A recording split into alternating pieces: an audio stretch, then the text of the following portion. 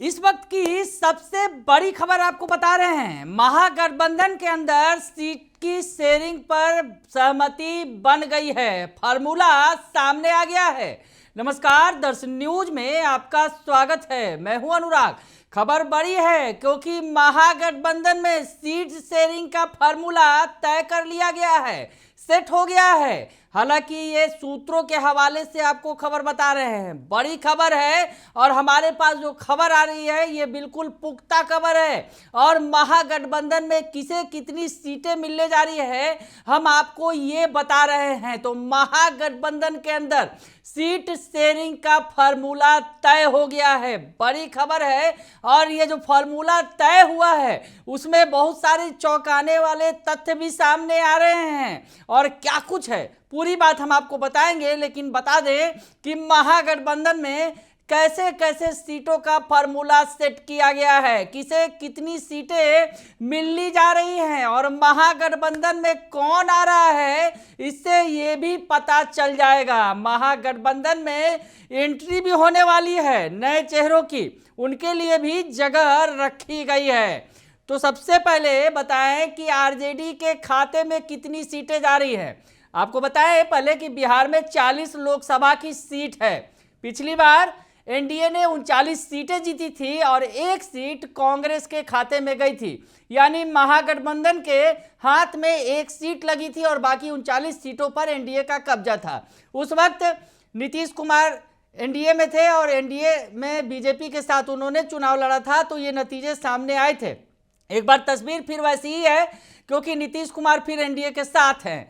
तो वैसी स्थिति में महागठबंधन में जो फॉर्मूला सेट किया गया है वो आपको बताएं।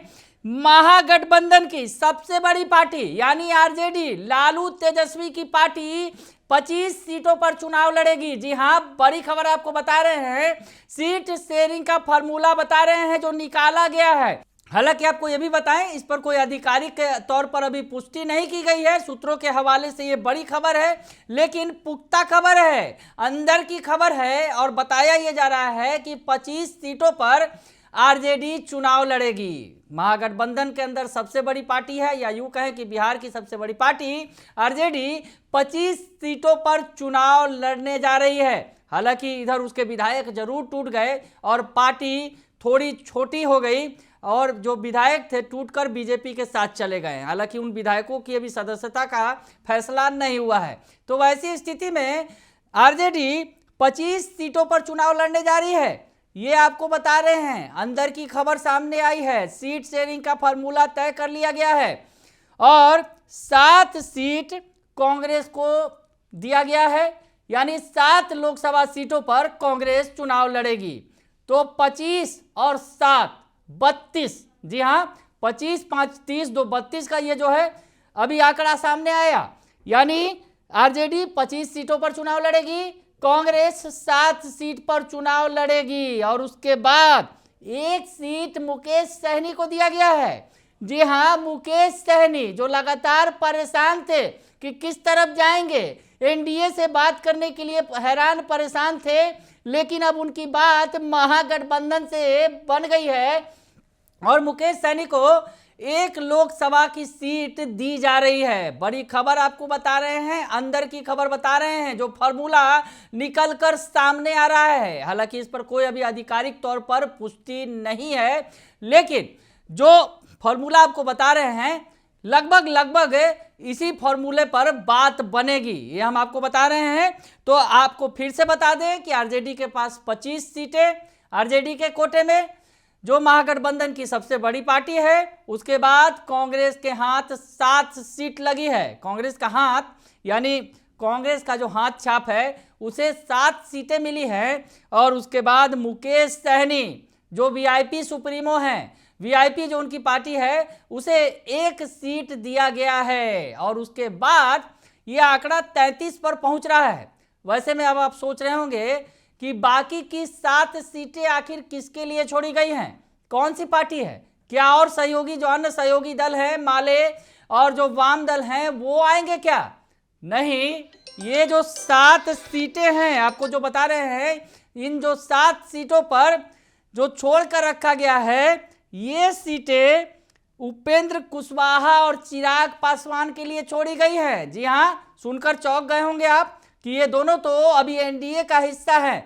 वैसी स्थिति में चिराग पासवान और उपेंद्र कुशवाहा के लिए सीट क्यों छोड़ी गई है, तो आपको बताएं कि एक फॉर्मूला बड़ी ही तेजी से तैर रहा है। इंडिया गठबंधन की तरफ से चिराग पासवान को ऑफर दिया गया है 6-2-2 का फॉर्मूला, यानी 6 सीटें जहां पर चिराग पासवान के पहले से सांसद हैं, 2 और ज्यादा सीट यानी 8 सीट और 2 यूपी में सीटें देने की बात की जा रही है।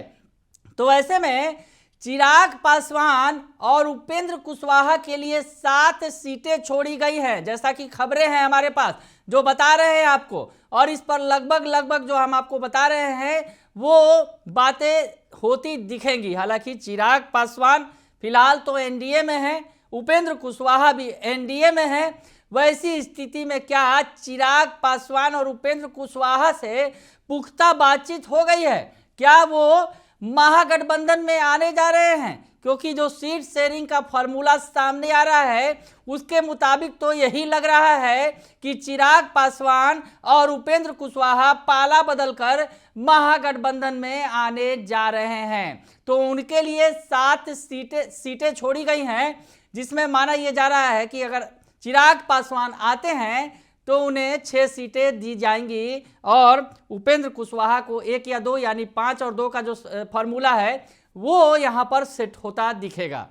तो अब आगे होगा क्या, लेकिन बड़ा ये अपडेट है और अंदर की ये खबर है कि आरजेडी 25 सीटों पर चुनाव लड़ेगी, कांग्रेस को 7 सीटें मिलेंगी और जो मुकेश सहनी है वो 1 सीट पर लड़ेंगे चुनाव और 7 सीटें चिराग पासवान और उपेंद्र कुशवाहा के लिए रिजर्व रखी गई हैं महागठबंधन के अंदर। तो अब आगे देखिए होता है क्या, पर चौंकाऊ फॉर्मूला सामने आ गया है। बने रहिए दर्शन न्यूज के साथ, तमाम खबरों से आपको अपडेट रखेंगे। फिलहाल के लिए इतना ही, धन्यवाद।